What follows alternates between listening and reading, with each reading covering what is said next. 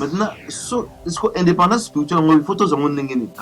Faut tous en ce qu'on ndengeni nakatia royaume Congo. Bali Gabon a bien c'est fini. Vous bébisi ma bota, vous pandi ma famille, vous bakidoki, ba gege, vous avez concentrer sur na Congo wana ba fomen. Soko bolobi ke na Bible wana yango nde boko sa la référence ya bomo ina biso ba ko bana mo. Bomo na Genèse parce que biso toza berceau ya humanité. La Genèse.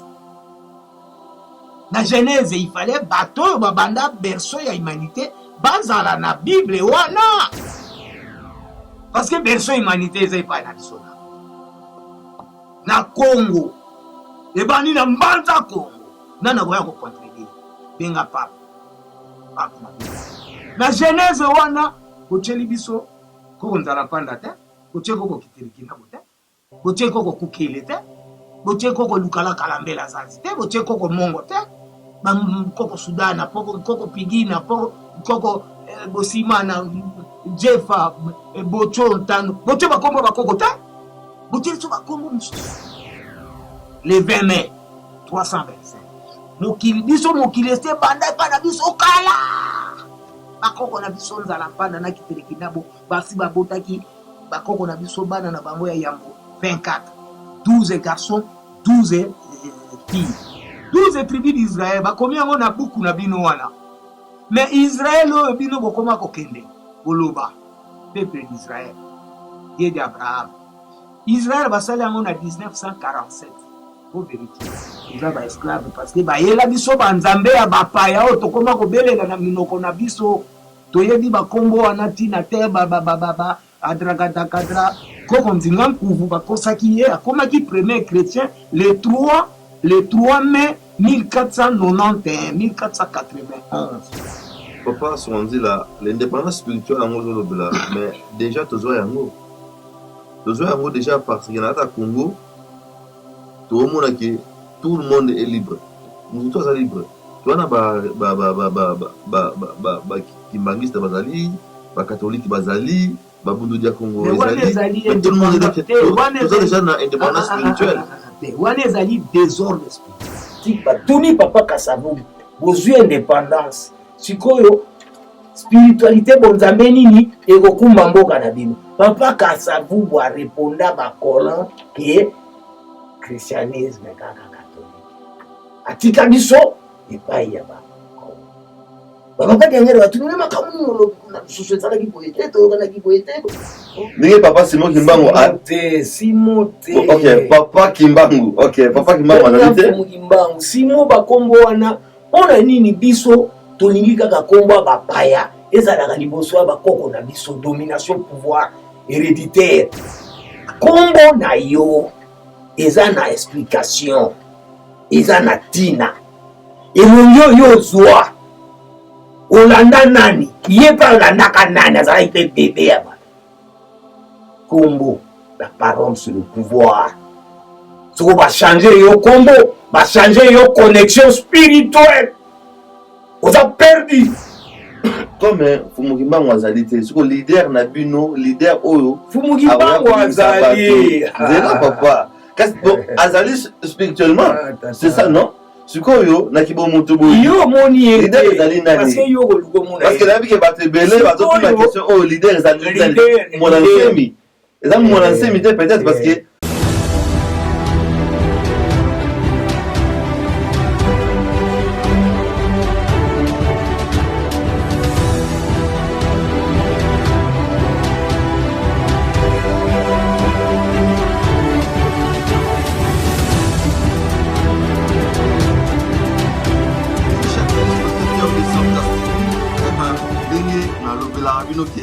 Just Destiny Central TV, serviteur Nabino Oela, Bino wa nouvelle ya sika, makambo ya sika, ba découverte ya sika nakati ya masolo Italie, masolo ya Congo. Lelo nazali na mupaya moko ayoko bimela biso brusquement na plateau alobi ki azana makambo ya koloba concernant la République démocratique du Congo. L'indépendance spirituelle du royaume Congo. Donc yango lelo to Zela, papa, Nabiso, a expliquer biso indépendance spirituelle ya Congo par rapport à quoi et pour na nini aye nango kaka lelo. Mais na aussi na bino soit d'abord émission oyo bo partager yango, bo partager, bo tindela baninga, bo tindela mutu nyonso oyo balinga la po alanda lisolo oyo po egoyi pe komemela ye un plus. Bonjour papa. Mbote mopanzi sango papa jusqu'à papa eza esengo mingi ya koyamba yo lelo na plateau na biso toyebi biso d'abord ke oza le bienvenu yamba ya liboso mais eza mpe mbala ya liboso kaka te l'indépendance spirituelle ya royaume Congo. Expliquez biso d'abord yango parce que yango thème toa nango lelo oyo l'indépendance spirituelle ya royaume Congo. matondo mingi yango tobanda na kokumisa nanu nzambe mokili oyo akela biso esa biso pema oyo nanu biso oyo ye wana bakoko na biso bazali kobelela ye mwana moko nyonso nzambe ampumitulele bakomea mpamba ndi mokulu mawenja na ngela wamba mpumitulelo dezo yala Kongo akongo mongali mungu baba mungu bilele nzapa nzambe na nguya nzambe mongali bazalisi mokili mokili akomisi nanu nzambe wana nzambe ya mobikisi na biso sauveur na biso oyo ayaki amonaki mpasi mpona biso bakangaki ye akotaki boloko mbula tuku misato koleka mbula tuku misato babomaki ye mbala tuku mitano na libwa oyo babengi 59 fois aresuscite c'est plus de 59 fois aza na basimetiere ebele na mabele na biso ye wana nzambe molimo santu na biso sauveur na biso bolozi na biso tataki mbangu tiatu akomisi bango akomisi bakoko na ngai bakolo makila bakolo elongi bakolo kobo oyo tolata topesa na bana akomisi bango lelo mpona nabeta sete nakoka kosolola mpona mabele na bango oyo biso toyaka kokuta na bango papa na biso na kati yo te pour to continuer masolo na biso na kolinga d'abord ke o se présenter d'abord za nani par rapport à citation oyo ndenge tobeta lelo ya masolo ya royaume Congo l'indépendance spirituelle ya royaume Congo oza d'abord nani po balande oyo baolanda biso partout na monde bayeba déjà ngai ndeko na bino azali mundeli mboka banda mboka ya mama ya Angleterre azali moko na bandeko nyonso otelemaki opelisaki mwinda oyo boyokaki Londres zone rouge otelemaki mpona tolibere mboka ngai ndeko na bino oyo babengi songa nzila ya kimbangu bientôt monwa mbita ikala likulu isa mokili ekota oyo ngai oyo moko ya mwani na elonga Bruce Kimbangu akondo mpona ngai thème na biso ya lelo papa songa nzila nayebi ke bato oyo baolanda biso mpe baozelela kaka ke l'indépendance spirituelle ya Congo oyebi outi kolobela biso ke en passant ntango na banda kosola na yo olobi ke bientôt tokozwa indépendance spirituelle ya royaume Congo. Expliquez biso comment ça parce que ezali ndenge wana parce que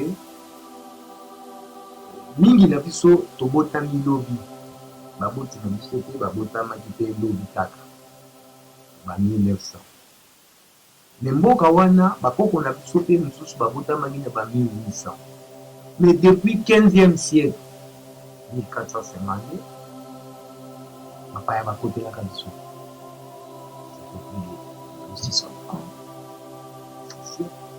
bapaya bakotelaka biso ntango bapaya bakotelaki bakoko na biso bazalaki déjà évolué bazalaki déjà développé bazalaki déjà na baconstruction makambo ebele savoir ebele civil parce que bakoko na biso nde bazali mokili banda epai na biso ntango balobi afrique ezali berceau ya humanité sikoyo boluka na afrique wana berceau ya humanité eza wana mboka nini eza na kita nyonso moto mobimba eza nango te mboka wana bapesa yango.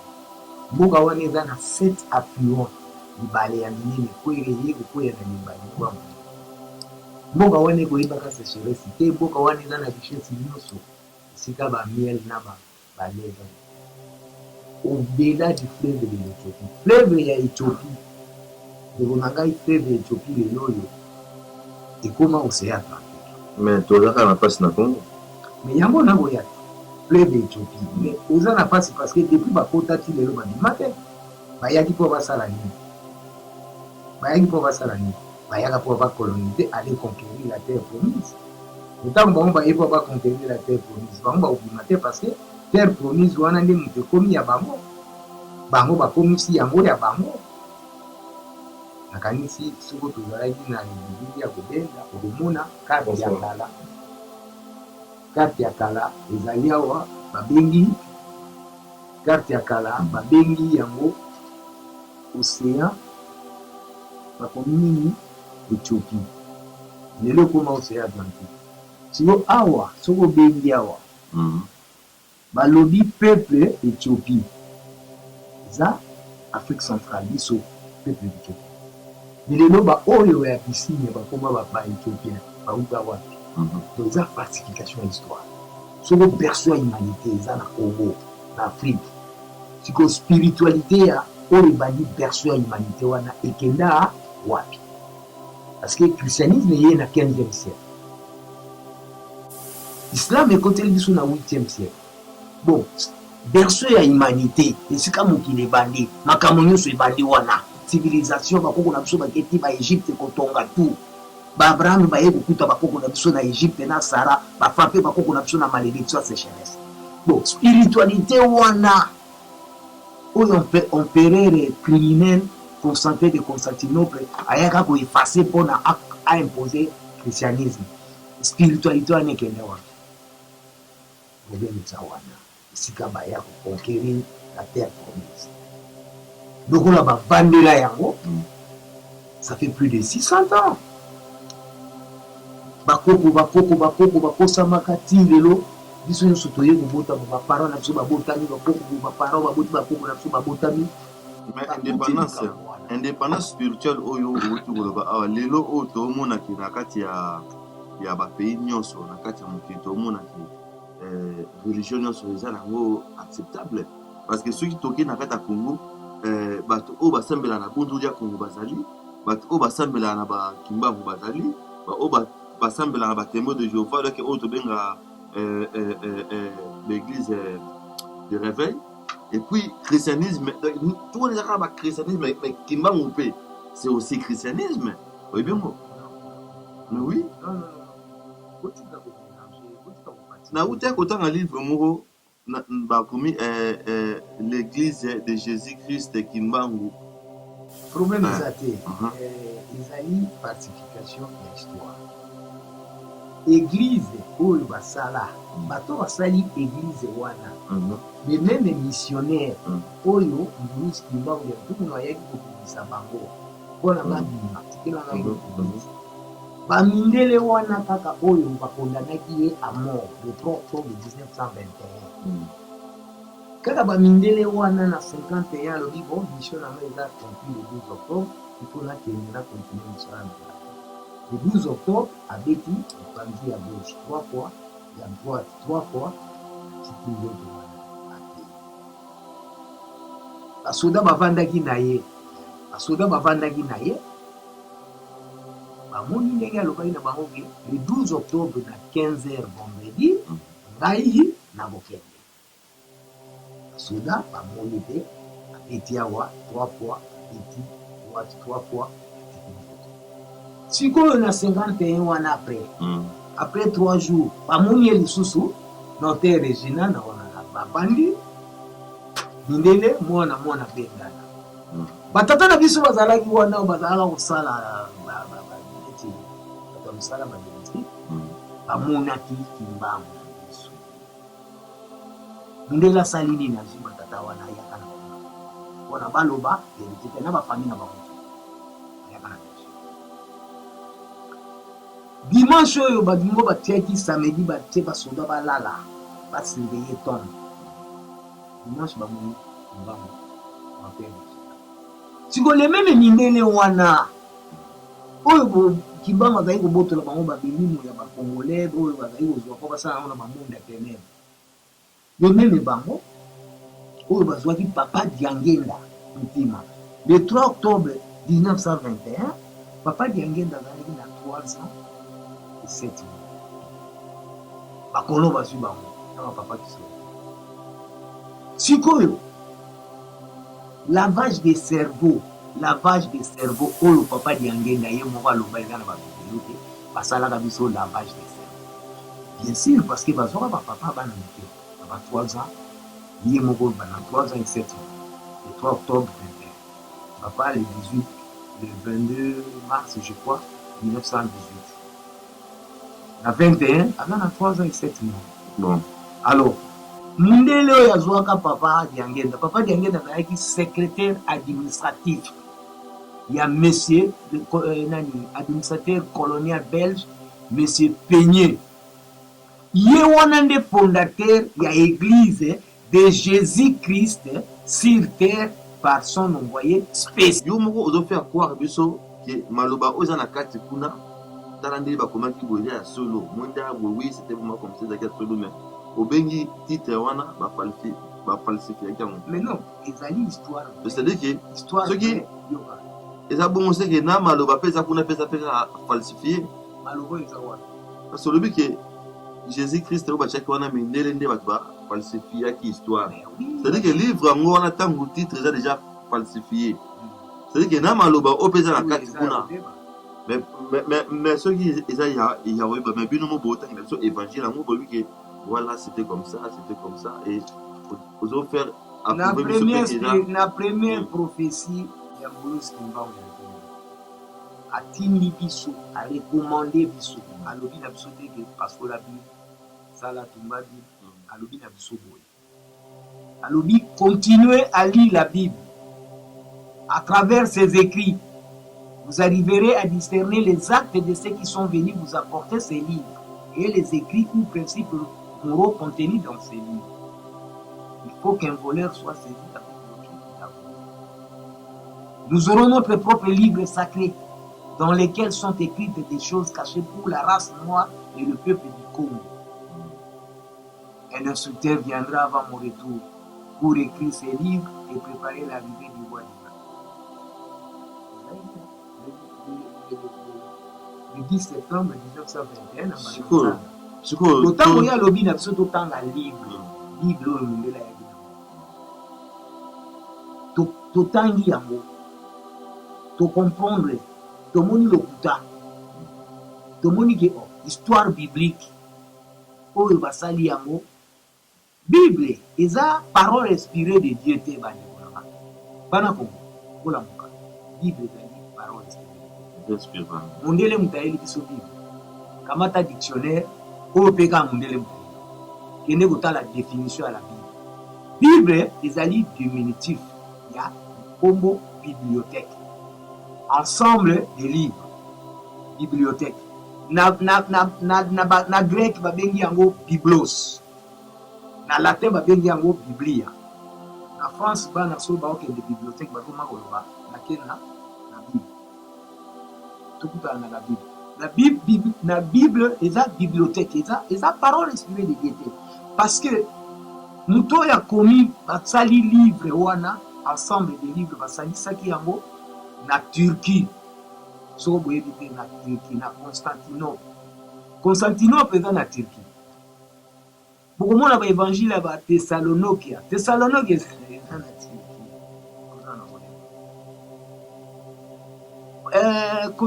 empereur Constantin de Constantinople le criminel assassin génocidaire na 300 évêques bato basalela biso eloko wana bino kolokota na fulu ya bakolon semba bilokota tokoma obina to basemba bilokota koma kokamata référence ya bomoi na biso bato kobanda mokili na livre wana na boye balobi boye awa balobi boye après osengi dime ofante masolo wana esi empereur Constantin de Constantinople yena 320 ke bato basalela biso buku na bino wana.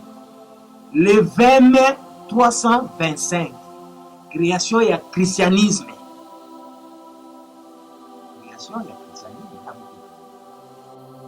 Le 20 mai 325 mokili biso mokili ese banda epa na biso kala bakoko na biso nzala mpanda na kiteleki nabo basi babotaki bakoko na biso bana na bango ya yango 24 12 garçons 12 filles bana pe ya liboso koko lukala kalambela zazi na koko kukiele babotaki pe ya bango bana 24 12 e koko mongo na koko sudana babotaki pe ya bango bana ti toyoko tonda yoko sala ba kosala 12 foyers, 12 familles, 12 clans, 12 tribus du Congo et non d'Israël.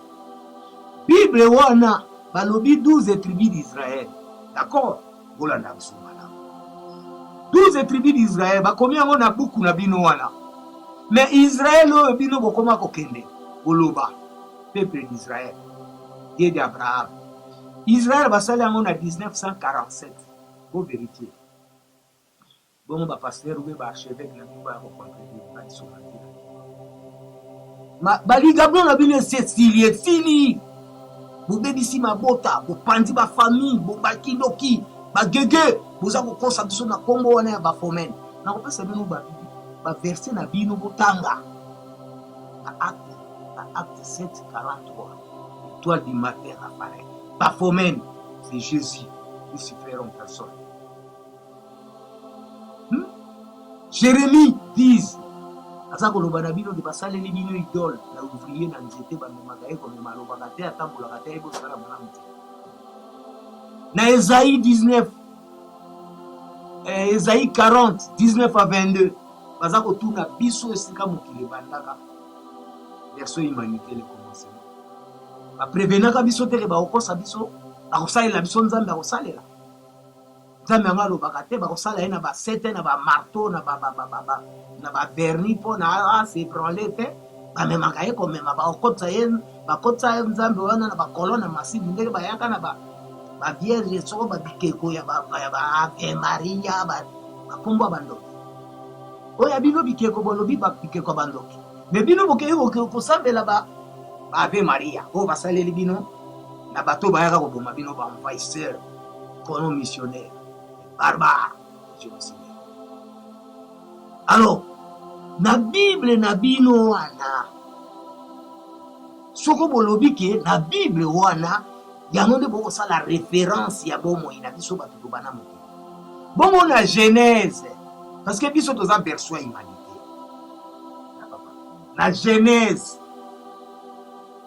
genèse il fallait bato oyo babanda berceau ya humanité bazala na bible wana parce que berceau humanité eza epai na biso na Congo ebani na mbanza Congo nana koya kocontribue benga pape na bible akwaka lokutu 2014 beta ya domicile na Vatican guerre spirituelle contre le monde à ténèbres venu nous coloniser et si nous avons l'indépendance spirituelle on a besoin d'indépendance matérielle nous avons bandé tout à zéro pour contrôler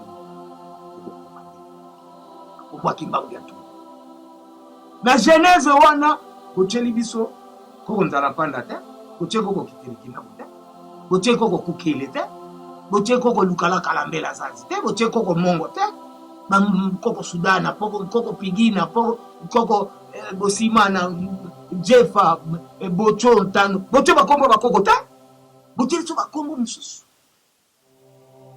na livre wana bosali le 20 mai 325 biso toexista déjà bakoko bapharaon bakufu banani basi baexista basala déjà civilisation abraham ayaki na Égypte na Sara baye kofrape bakoko na biso na malédiction ya sécheresse aye koteka mwasi na ye asala biluma bafrape biso na sécheresse ekobo ya Sara malédiction ya Sara désert de Sara désert de Sara e bato bayaka kofrape biso na malédiction bino bokoma kobelela Dieu d'Abraham Dieu d'Isaac mais c'est la malédiction totale. Moto asali ligablo na ye alokoti buku wana na fulu ya bakolo missionnaire abandi ya mikomisi ye pesa asoto programme pesa bapasta aza na sapato na makolo aza kosambela na sapato na makolo amikangi kekele na kingo atiki bamama basambela mutu polele sa bazika bafula mais eza na bible na bino longola sapato lie oyo telemi eza lie moko simple haute technique chaussure ezali na bible na bino bolobi mais yo oza kosambela nzambe na basapato otiki bamama na basapato otiki bamama mutu polele sans foulard boza kolia ngulube kafe boza kolia musi nango kitoko mais musuli yango nde eza kokoma bino na bible bapekisa kolia ngulu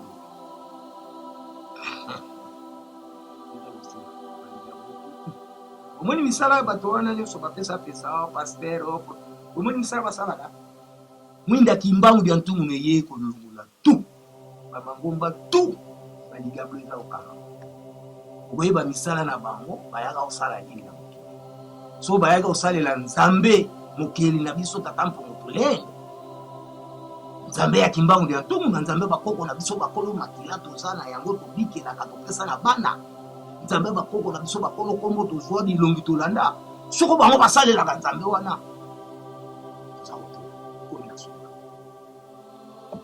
bon papa Somanzila beaucoup de papa Somanzila ndenge ya tout expliquer biso en tout cas na tiré que temps à s'exprimer vraiment parce que makambo oyo azoluba nga vraiment na ebi yango vraiment te biso nyonso tozo apprendre yango et pas na ye donc papa Somanzila na landi nga quand na place au lobby il y a l'indépendance spirituelle sikoyo ndenge olobi ki badigado nyonso ezokangama maintenant so est-ce que indépendance spirituelle ngo photo zongo ndenge ni photo zongo siko ndenge ni na kati ya royaume Congo tokomi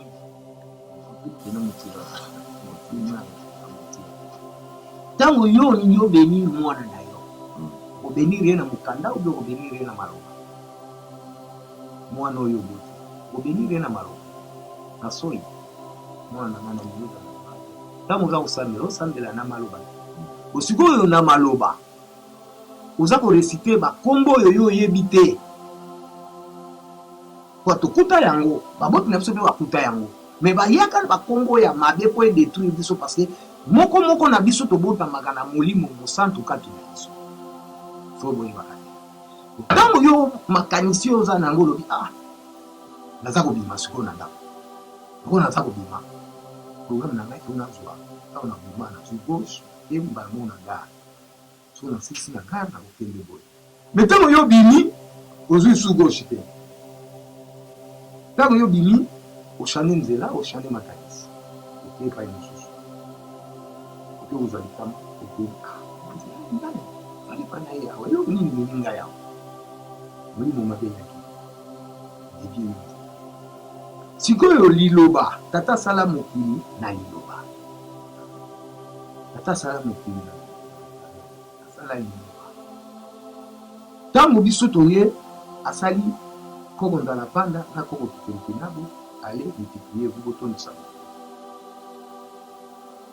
mama na papa ntango boye okutana osangani eza mabele te la personne ezaki adana invité alors te bakoko na biso komona bango adana invité bakoko na biso komona bango ya mobali koko nzala mpanda ya mwasi koko kiteleki parce que eza koko ya bato mwindu bia koko ya bato mwindo ya monde mobimba tata sala mokili 4 points cardinaux 4 points cardinaux est ouest nord sud de chaque coin na divin na ye ya loposo na ye bakoko mibale ya loposo wana sauveur ya loposo wana 100 milliards ya baangelu ya loposo wana papa Somanzila biso toyebeli selon connaissance biso toyebeli ki tozalaka na Adam na Ève, il y a deux personnes au bazaki sur terre oyo et c'est là que le monde est rempli. Mais, vraiment, dans le monde, on va apprendre que chaque continent, chaque le monde est divisé par 4. C'est ça, non? Il y en a 4, on a chaque point. Batuni awa na mukada na biso na livre nani d'abord comme ça tout oyo ezali livre sacré ya biso bayindo mukanda nzambe mpungu ntembo kya kwanza elanga ya sika euti epai ya ye moko tata kimbangu dia ntunga ekiti epai ya mobikisi na biso ya mibale papa nguluzi tata mpadi buka makengo ntuka eye kokolela epai ya nguluzi na biso ya misato ngulu makiese kiese ya Kongo dia ntoti la kiese ya Afrika yango ye pa na biso bana bilanga ya kimbangu ya ntunga bana ya. Alors awa na première nourriture okomi yango na lopoto pona bana na biso bakoko bazali na libanda oyo ya mibale deuxième nourriture tozoni na lingala niko na biso batuni biso motuna awa balobi quelle religion pour na Afrique? Non, d'abord la religion c'est parce que tout ça il y a kasi et puis question na tuna qui maintenant peut nous faire réponse dans le comment est-ce qu'il faut avoir indépendance spirituelle donc voilà conformément à notre livre sacré thème qui a kwanza la lumière du monde les nouveaux jardins nous enseignent au commencement les divins créateurs tout puissants dans une glace sphérique dans son trône avait autour de lui 4 êtres vivants 8 vieillards de 4 races représentatives et des milliards d'anges, tous le louaient et l'adoraient. Le lundi, après avoir eu l'idée de créer les 4 coins cardinaux monde, il transmit ses pensées aux 4 êtres vivants. 1000 ans après, mercredi, il créa les points cardinal est, Afrique, qu'il confia au divin Nzambe Mpungu et fit descendre des vieillards de la race noire. Nzalampanda Mobali et Kitelekinabo Mwasi et non Adam et Ève. Et mis à sa disposition 100 milliards d'anges de la même race. On a mon angelo à Mundele, on m'a dit 500 ans après, le jeudi, il créa les points cardinal ouest, Asie. Il confia au divin Iswara, Nirvana, et fit descendre des vieillards, Tchèques, Mobali, Kaon, femmes, Moissi, et lui donna 100 milliards d'anges, tous de la race jaune. 500 ans après, le vendredi, il créa les points cardinal nord, Arabique, qu'il confia au divin Allah, et fit descendre des vieillards, Mohamoud, homme, et Faladio, femme, de la race rouge, et lui donna 100 milliards d'anges. 500 ans après, samedi, il créa les points cardinal sud, Europe. Il confia au divin Elohim Jéhovah, et fit descendre des vieillards, Melek, homme, Sédek, femme, de la race blanche, et mis à leur disposition 100 milliards d'anges. Voilà la raison pour laquelle l'Afrique est bel et bien le berceau de l'humanité. Les divins Zambiens Mpungu, Iswara, Nirvana, Allah, Elohim Jéhovah sont les dieux ici-bas, mais chacun dans son point cardinal. Si vous dites aux Occidentaux du point cardinal sud-Europe que leur dieu s'appelle Allah, ils diront non. Ils se référeront à Elohim et Jéhovah.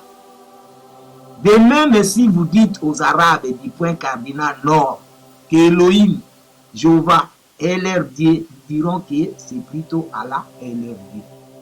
Ils ont tous raison et ils ont dit la vérité. Cependant, les habitants du point cardinal est mixent dans leur choix.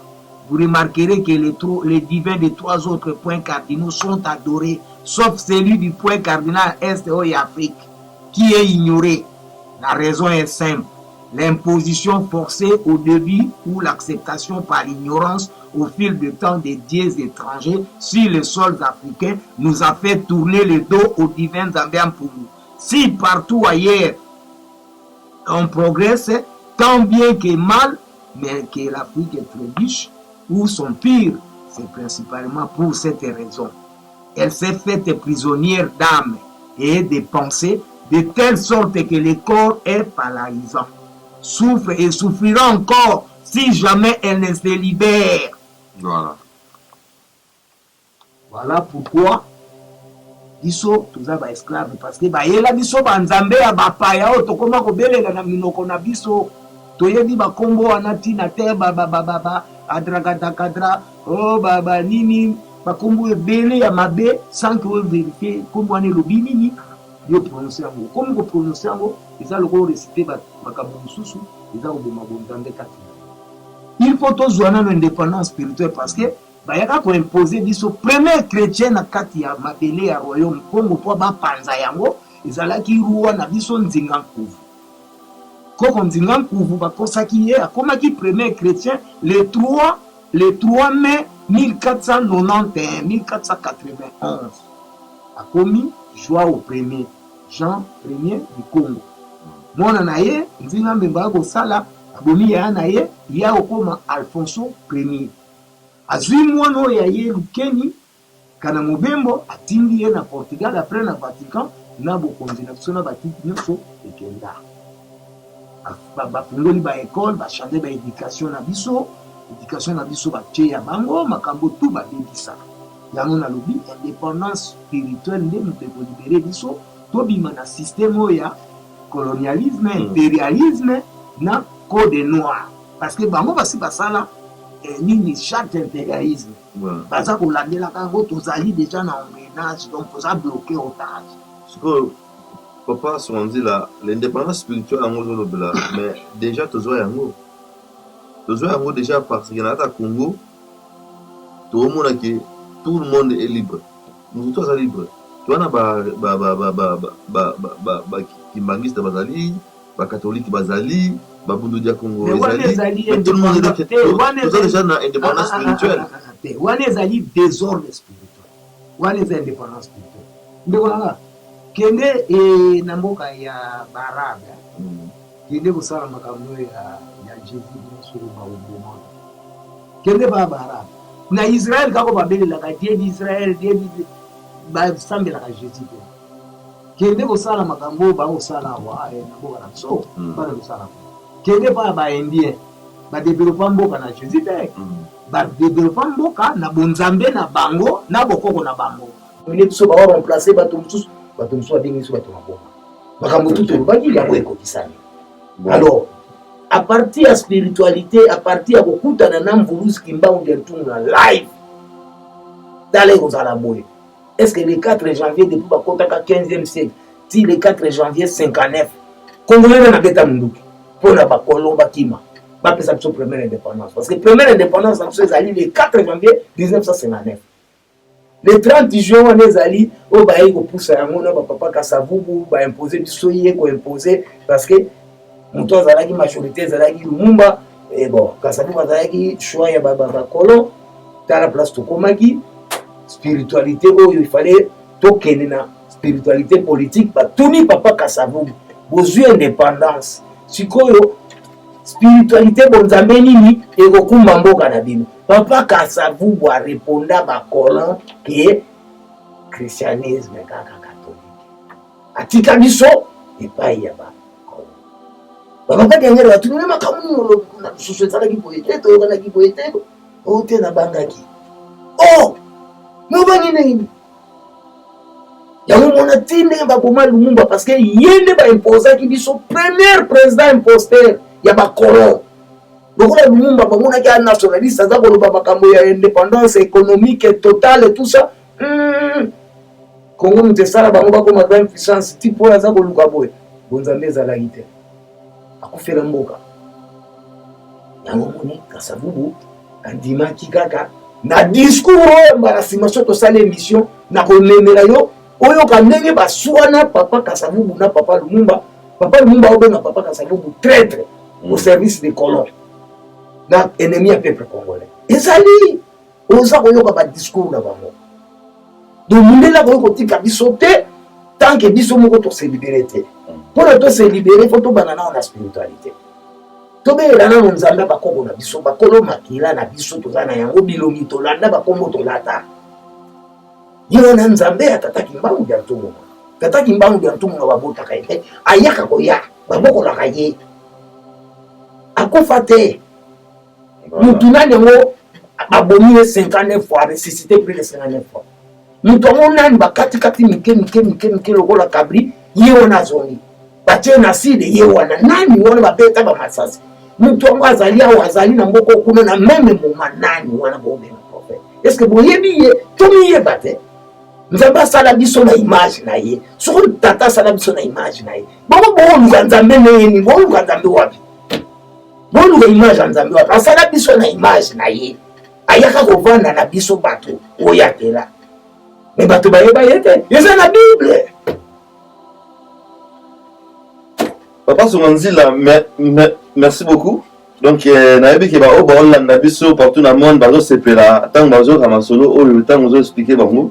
Question ya suka na ngwa ezali ke sikoyo ndenge papa Simon Kimbangu azali te yo beti lisolo ya indépendance spirituelle ndenge papa Simon Kimbangu Simon te OK papa Kimbangu OK papa Kimbangu azali te Kimbangu Simon bakombo wana ona nini biso toningi kaka kombo bapaya ezalaka liboso bakoko na biso domination pouvoir héréditaire connexion héréditaire wana pourquoi boningi kokata yango na ba prénom boyebi tina te Simon elobi nini Giscard elobi nini Frédéric elobi nini kombo na yo eza na explication eza na tina elongi oyo ozwa olanda nani ye mpe alandaka nani azalaki mpe bebe ya ba kombo la parole sur le pouvoir soko bachange yo kombo bachange yo connexion spirituelle oza perdu yango bandeko kata balie mais bao babelelaka die d'Israël die d'Abraham Israël baobelela bakoko na bango bino bobelela bino te boli bokati balien bandeko bososola ko mpona bozala perdu bacontrôle bino bokomi bamouton babrebi yo olobi agneau aza nyama te siko ngai nakei na makila ya nyama wapi nga na mutu lesa d'agneau mais yango wana baloge te siko oyo avandaka wana maseke ya agneau na étoile ya Moloch acte 7 43 ye wana bafome agneau te c'est ça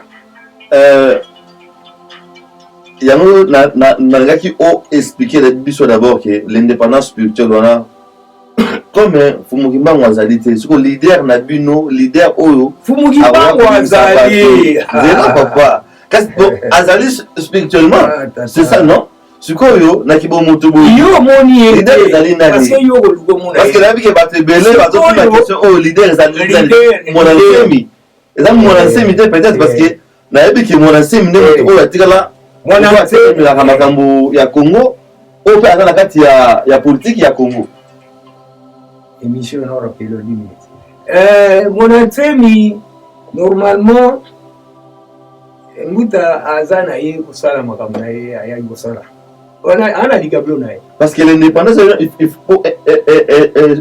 religion etambolaka na politique siko boza na cible moko ya politique aza na kati ya politique ondeka monasemi monasemi nde biso tomonaka mingi tika na explique bana ko ntango biso totelemi na Londres mouvement oyo eboti bakombata nyonso lelo na diaspora bakolo Congo isanga ya bakolo Congo ntango tolongwe na Pareco le 21 octobre 2006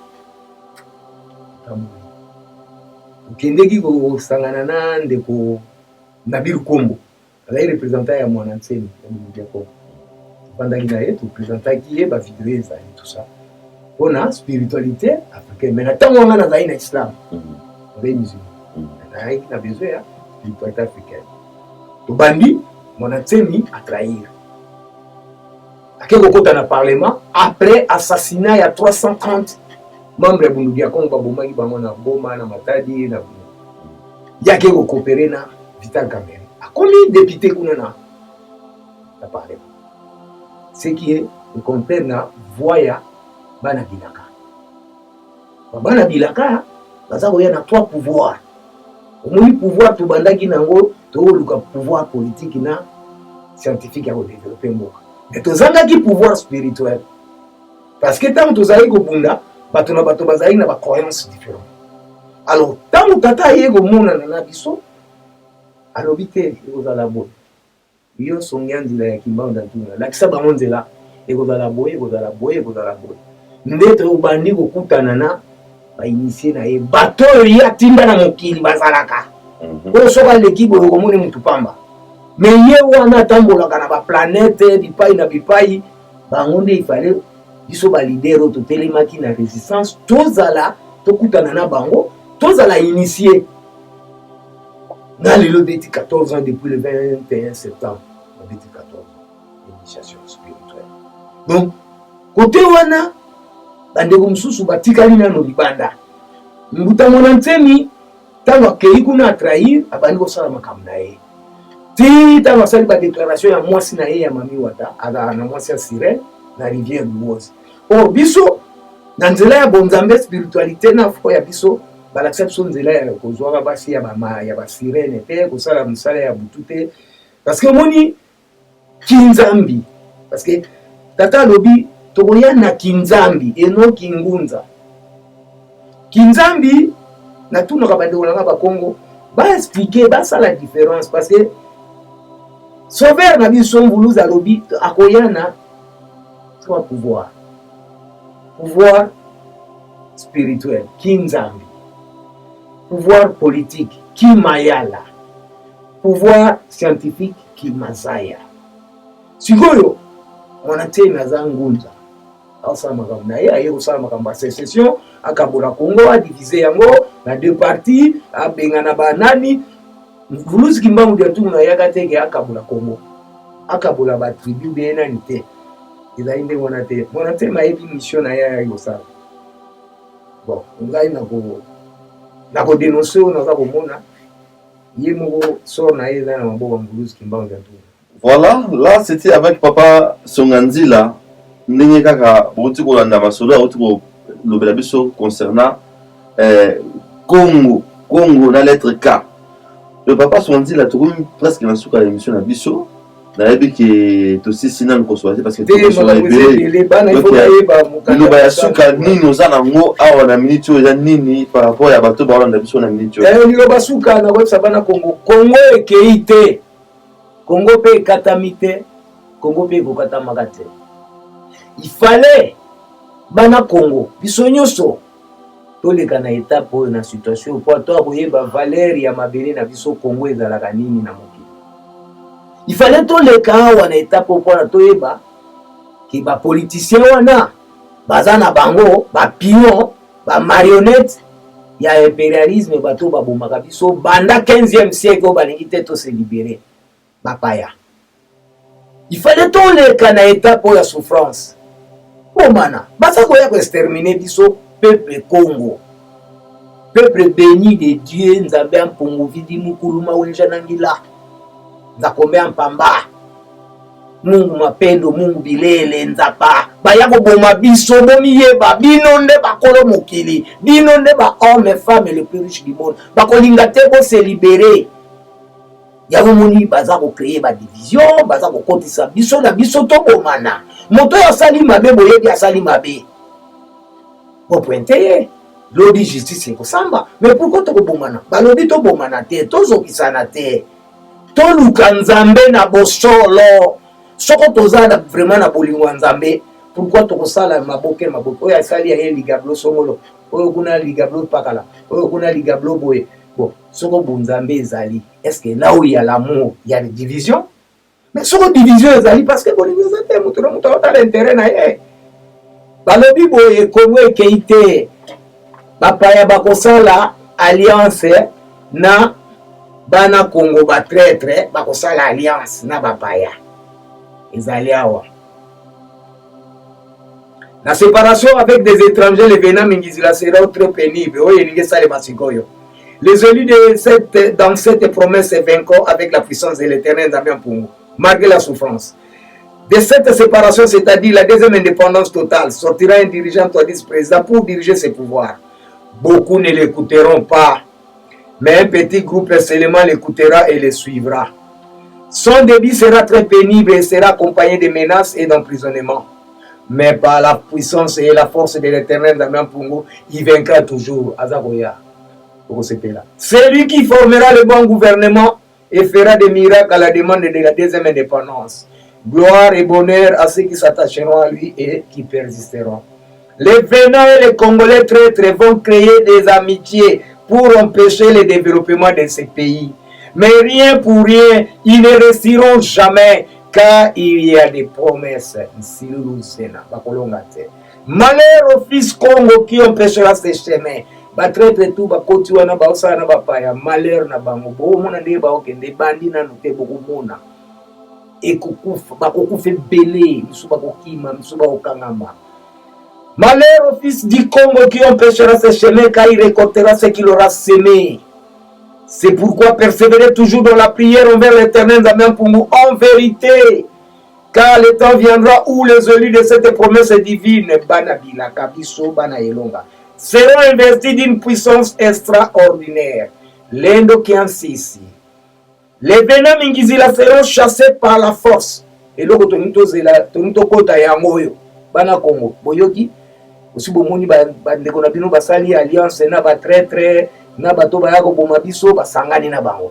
Siko Tozako Zelanini Fazo, les Venants Mingizila, les nomades, seront chassés par la force.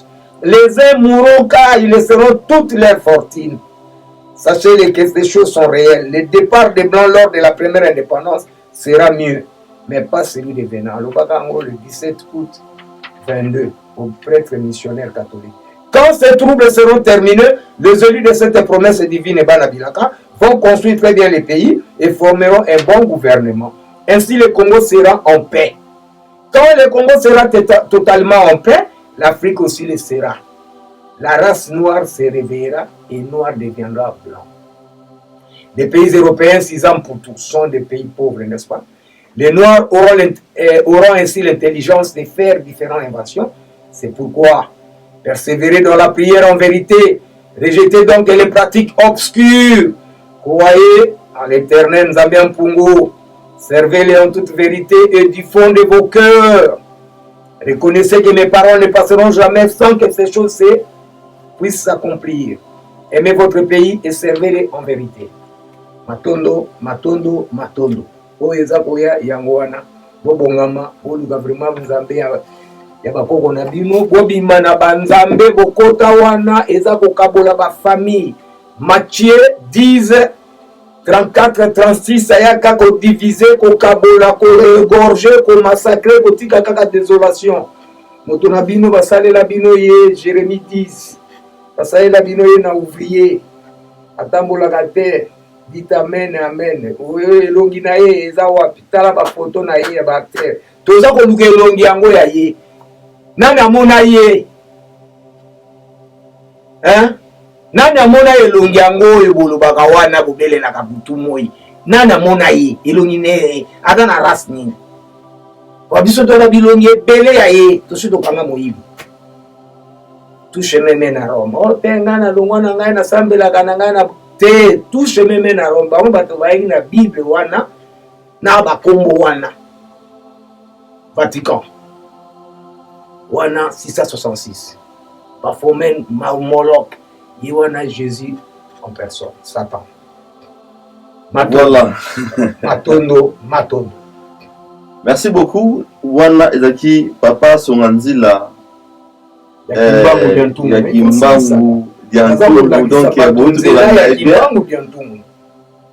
lelo eza mbala suka te tolandi ye donc to sali ba minute ebele par rapport à la minute au après ça sur notre plateau. Prochainement, tu y a sur un plateau comme ça, tu vas détailler ma caméra belé et puis à autant que la personne peut livre parce que dans mon livre très très très intéressant. Il faut trouver ma caméra et bataille na livre ana. Voilà. Donc il y a la personne qui na bâtiment sur bazo na personne partout dans le monde, la personne qui na pasteur Norbert, la personne qui pas pasteur Alembia, la personne qui pas Macarine, Mama Cocotte. Et la personne et pas don de Dieu que maman la bana la personne na jetterie de Van Wingalden et la Pessimbote na Batuno Soba Nanga partout dans le monde. Restez branchés, restez connectés. Opesi bato mbote, opesi ba mama Congo mbote te, opesi bana elonga mbote te. Papa Songanzila anga profiter pe abaksa mo bambote papa Songanzila suyo. Yenge kieno na ba mama Congo nyonso bipai bozwami bambote na bino. Mama Maungu Limba, Mama Ungunika, Mama Chingila Kokot, Pai Bozwami, Mama Ichindo, Maikewa, Nyonso, Mama Baekula Ngoma, Mama Likaka, Mama Kongo Boza, Ebele, Pai Bozwami, Bambuta Nyonso, Pai Bozwami, Yenge, Koko Ngongo, Koko Leta, Pai Bozwami, Koko Mopepe Nzangama, Bambuta Nyonso, Pai Bozwami, Bagantotila, Bambote ya mingi, Pai Bozwami, Atikibino Nyonso na maboko ya Yemoko, Mokeli na biso, Nzambe ya bakoko na biso, Nzambe ya tata Gimba Mudiantumuna, Nzambe Molimo Santo na biso. Matondo. Voilà, merci et restez toujours branchés, vous aimez, vous partagez vidéo. Ciao.